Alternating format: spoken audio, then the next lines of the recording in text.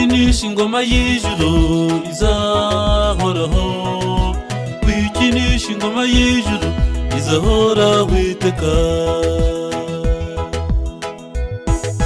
Nta murwayi nabonye wagize ikibazo mu mutwe atera ibuye ku karere, nta n'uwo nigeze numva wafashwe ajya mu kigo cy'ingabo ibyamugwa amahoro. Oya, kandi ari leta yo mu isi y'ibibazo wahangaye amategeko y'Imana.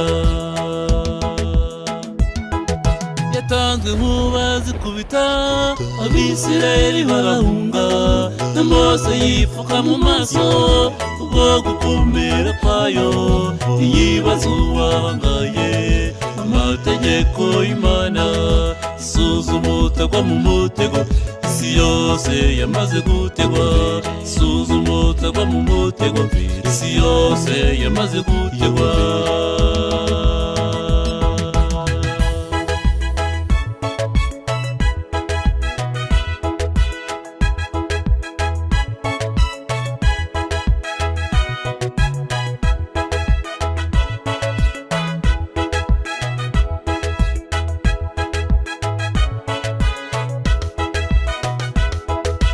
Hari inkuru ibabaje y'umugabo witwaga Uza, yakoze ku isanduku gusa irimo amategeko 10, ubuzima bwe busigaraho. Itondere ijambo ryayo, Imana ifuhira ibyayo, n'iyibazo wahangaye amategeko y'Imana. Yatanzwe inkuba zikubita Abisirayeli barahunga, na Mose yipfuka mu maso ubwo gukumira kwayo iyibazo wahangaye amategeko y'Imana. Isuzuma utagwa mu mutego, isi yose yamaze gutegwa. Isuzuma utagwa mu mutego, isi yose yamaze gutegwa.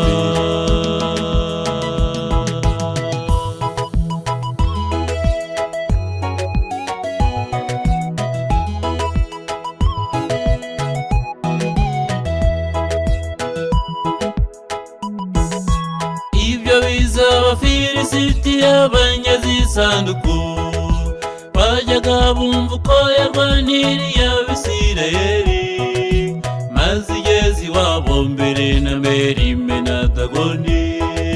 Nuko bashyira ubwoba bati reka tuyijyana ahandi, nawe ihageze abantu bose mugigira bamara.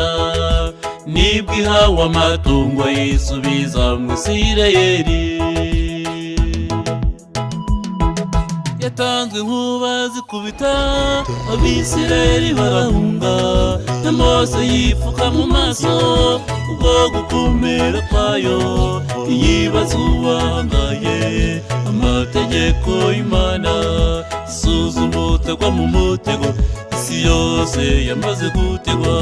Isuzuma utagwa mu mutego, isi yose yamaze gutegwa.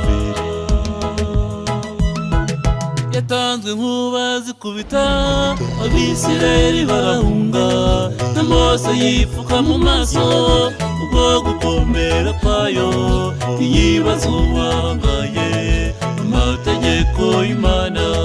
Isuzuma utagwa mu mutego, isi yose yamaze gutegwa. Isuzuma utagwa mu mutego, isi yose yamaze gutegwa.